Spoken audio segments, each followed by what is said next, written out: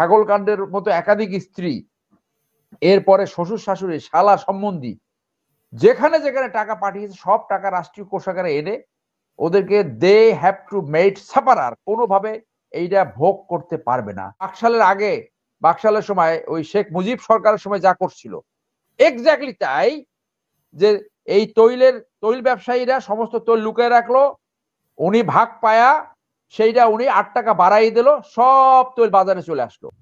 So আমি আপনার এই প্রোগ্রামে দেবো ইমিডিয়েটলি এই ভ্যাট প্রত্যাহার করেন। ভ্যাট হইলো গরিবের পেটে লাথি। আপনি একজন নাগরিকের কাছ থেকে কতবার চাঁদাবাজি করবেন?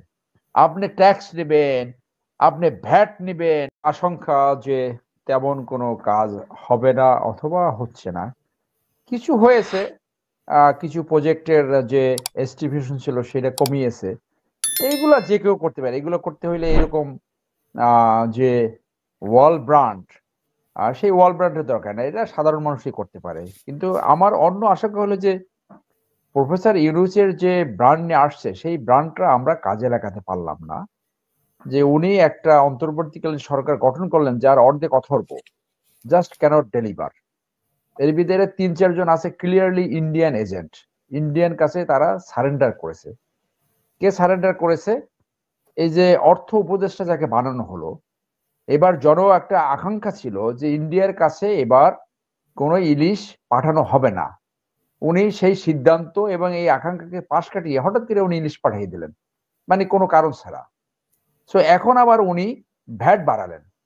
এই যে ভ্যাট বাড়ালেন, এই ভ্যাট বাড়ায় তো এই সরকারকে আরো আনপপুলার করে দিচ্ছে। আপনি কেন ভ্যাট বাড়ালেন? আপনি দুর্নীতিবাজদের বিচার করে সেই বাংলাদেশে যে টাকাগুলো রেখে গেছে, বাংলাদেশে যে সম্পত্তি দুর্নীতিবাজরা রাখছে, সেটা একটা প্রোক্লেমেশনের মাধ্যমে দ্রুত বিচার করে সেই টাকাগুলো রাষ্ট্রীয় কোষাগারে আনতেন। দুর্নীতির বিচার হতে হবে। দুর্নীতির টাকা যেখানে যেখানে প্রসারিত হয়েছে এই টাকা কেউ ভোগ করতে পারবে না। ছেলে, মেয়ে, স্ত্রী, এই ছাগল কাণ্ডের মতো একাধিক স্ত্রী, এরপরে শ্বশুর শাশুড়ি, শালা সম্বন্ধী, যেখানে যেখানে টাকা পাঠিয়েছে সব টাকা রাষ্ট্রীয় কোষাগারে এনে ওদেরকে দে হ্যাভ টু মেড সাপারার, কোনোভাবে এইটা ভোগ করতে পারবে না। তো কিছুই হয় না, তাইলে বুঝতে পারবে একটা কাজ হয়েছে। আপনি দেখেন যে স্বৈরচারী সৃষ্টি করলো, স্বৈরচারী যে সৃষ্টি হয়েছে অনেকগুলো এলিমেন্ট ছিল। একটা বড় উপাদান ছিল যে 2014, 18 এবং 24-এ যারা ডিসি এবং এসপি ছিল, 2014 সালে যারা ডিসি এবং এসপি ছিল তারা এখন অনেক সিনিয়র অফিসার হয়ে গেছে, জয়েন্ট সেক্রেটারি লেভেলের, এডিশনাল সেক্রেটারি। 2018 সালে তারা সব জয়েন্ট সেক্রেটারি হয়ে গেছে এবং 2024 সালে যারা, তারাও অনেকে প্রমোশন হয়তো পাবে অথবা তারা ওই লেভেলে আছে, ডিএস লেভেলে আছে। এই যে ডিসি এবং এসপি যারা জনগণের স্বার্থ না দেখে কে কাটছে বড় আওয়ামী লীগের হতে পারে, একটি লোকের বিবেক হলো না একটা ডিসিএসপির যে আমি এই অন্যায় আদেশ প্রতিপালন করব না। অন্তত এই 64 জন করে 3বারের তাদেরকে অন্তত ডিসমিস করতেন। তো ডিসমিসের মেকানিজমটা কি? প্রোক্লেমেশন। সেই প্রোক্লেমেশনটা আপনি করেননি, যার জন্য ওই যে আমার প্রবাসী ভাই যে বললো যে স্বৈরাচারী দোসর, 95% স্বৈরাচারী দোসর বসেছে। তারা তো they will plan to make you fail. আর এইটার সাথে আছে র। এরপরে রয়ের আর একটা সফট সিম্পাথাইজার হয়েছে এই পররাষ্ট্র অ্যাডভাইজার। উনি এখন পর্যন্ত কেন এই চুক্তিগুলো জনসম্পর্কে আসলেন না, কেন একটা কমিশন গঠন করলেন না যে জনবিরোধী এখানে কি কি শর্ত রয়েছে। এবং ইট লুক লাইক যে he is trying to appease India. ইন্ডিয়াকে সে মানে তৈলাক্ত অ্যাপ্রোচ ফলো করছে, মানে কোনোভাবে ইন্ডিয়া খেপে যায় সেই দিকে যাচ্ছে না। এই বশিরুল্লাহ নামে একটা লুটেরা এখানে আসছে, যে তৈল ব্যবসায়ীরা তৈলের বোতল সব লুকাইয়ে রাখলো। ওই 75 সালে মানে যে চোরা কারবারিরা বাকশালের আগে, বাকশালের সময় ওই শেখ মুজিব সরকারের সময় যা করছিল এক্স্যাক্টলি তাই, যে এই তৈল ব্যবসায়ীরা সমস্ত তৈল লুকিয়ে রাখলো, উনি ভাগ পায়া সেইটা উনি 8 টাকা বাড়াই দিল, সব তৈল বাজারে চলে আসলো। আজকে যদি একটা প্রোক্লেমেশন থাকতো, এই প্রোক্লেমেশনের মাধ্যমে যারা এই রাহি ব্যবসা করেছে, এই এই এই এই এই যে লুকায় রাখছে, এদের 10টাকে ফাঁসি দেওয়া হচ্ছিল, সরোয়ার্দী উদ্যানে ট্রায়াল করে ওইখানেই ঝুলাই দেওয়া হচ্ছিল। এইটা কিভাবে আপনি করতে পারতেন? প্রোক্লেমেশনের মাধ্যমে।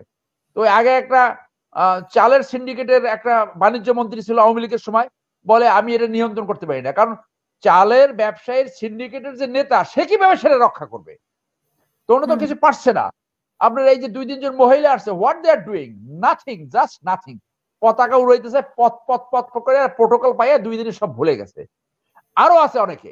তো এইগুলোকে তো আজকে যদি সেই প্রফেসর সাহেবের যদি সেই এজিলিটি থাকতো, সে আন্ডারস্ট্যান্ডিং থাকতো, তাহলে তো উনি সঠিক সিদ্ধান্ত নিতে পারছেন।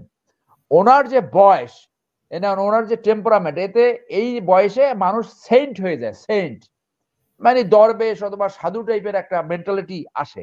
এই জন্য সবাই খুশি করতে চায়, কারো বিরুদ্ধে কোনো কথা বলতে চায় না, সবাই কোলে জড়ায় রাখতে চায়। এই থেকে তো এই দুর্বৃত্তে তো সমাজ বিপ্লব উত্তর যে চ্যালেঞ্জ, সেই চ্যালেঞ্জ উত্তরণ করা কোনোভাবে সম্ভব নয়। এরপরে আপনি আরো নাকি অনেক জিনিসের দাম বাড়াবেন। সো আমি আপনার এই প্রোগ্রামে দেবো ইমিডিয়েটলি এই ভ্যাট প্রত্যাহার করেন। ভ্যাট হইলো গরিবের পেটে লাথি। আপনি একজন নাগরিকের কাছ থেকে কতবার চাঁদাবাজি করবেন? আপনি ট্যাক্স নেবেন, আপনি ভ্যাট নেবেন, আপনি দ্রব্যমূল্যের দাম বাড়াবেন, তৈলের দাম বাড়াবেন, বিদ্যুৎ বিল বাড়াবেন, গ্যাস বিল বাড়াবেন, পানি বিল বাড়াবেন, আর কত মানুষের পেটে আঘাত করবে? তো এইটুকু আপনার যে প্রফেসর সাহেব ওয়াল ব্রান্ড, কই সাহায্য কোথায়? আমরা শুনতে পাচ্ছি ইন্ডিয়ান কিছু লোক এই বিভিন্ন আইএমএফ ফাইএমএফ এ বসে আছে, তারা টুইস্ট করতেছে। এই জন্য এই যে অর্থ উপদেষ্টা হঠাৎ করে উনি ভ্যাট বাড়াই দিল, মানুষের সম্পূর্ণ জন আকাঙ্ক্ষার বাইরে যে এই কাজটা করছে। So he should have been fired. এই বশিরুল্লাহ, এই যে তৈল ব্যবসায়ীরা যে তাকে বন্দি করলো, তাকে যে এই যে করলো, আমি তো মনে করি সেও ওই আগের বাণিজ্য মন্ত্রীর মতো এইটার হতা, এবং সে এইখান থেকে কয়শো কোটি টাকা হাতাই এনেছে, সেইটাই এখন তদন্ত হওয়া উচিত। তো তাকেও তো কিক আউট করা উচিত ছিল। আজকে ফরেন অ্যাডভাইজার একটা ভালো একটা স্ট্রং স্ট্যান্ড নিতে পারে না, he should have been kicked out. তো এইগুলো তো হচ্ছে না, হবে না কারণ ওই সেন্টেড লোক দিয়ে সেজন্য হবে, দায় দায়িত্ব সব বর্তাবে তার উপরে। আর এই ছাত্রদের যে স্যাক্রিফাইস, এই স্যাক্রিফাইস এইগুলো পাওয়া যাবে বাংলাদেশে, বুঝছেন? এই যে ছাত্ররা যারা এই 2-3 জনের চেহারা আমরা দেখি, তাদের এখন দেখি তাদের ড্রেস চকচক করে, চেহারা চকচক করে, তারা নাকি মার্সিডিজ বেঞ্জে চড়ে এবং হেলিকপ্টার নিয়ে প্রোগ্রাম করে। বিকজ তারা তো জানে না সরকারটা গঠিত হয়েছে বিপ্লবের পরে, সরকার গঠিত হয়েছে অত্যন্ত দুর্বল, অত্যন্ত মানে ভয়ার্থ লোক দিয়া এবং আনএক্সপিরিয়েন্সড। ক্রাইসিস ম্যানেজমেন্ট কাকে বলে সেইটা তাদের জানা নাই, যার জন্য this is bound to fail. এই জন্য ওই নির্বাচন দিয়ে এখন অনেকে পালাই যেতে চায়, অনেকে এখন সরে যেতে চায়, আরো অনেক কারণে। এখন তাদের উচিত যারা এই সমন্বয়ক এবং যারা অ্যাডভাইজার, তাদের সম্পত্তি দাখিল করার একটা প্রশ্ন আসলো, কই তারা তো সম্পত্তি দাখিল করে নাই, এখন পর্যন্ত সম্পত্তি দাখিল করে নাই কারো, সেই উদাহরণটা তো দেখাতে পারেন নাই। এই সমন্বয়ক যারা, তাদের অর্থনৈতিক ক্যাপাসিটি কোত্থেকে কোথায় গেল সেটা তো মানুষের জানার অধিকার আছে, সেই কাজটা যদি করতে পারেন নাই, আপনি নিজেদের ভিতরেও তো স্বচ্ছতা রাখতে পারেন নাই। So this is going to fail. এই ধরনের পরিস্থিতিতে কারা উত্তরণ ঘটেছে, কারা সফল হয়েছে? যারা ওই রকম চ্যালেঞ্জিং লিডার যখন সামনে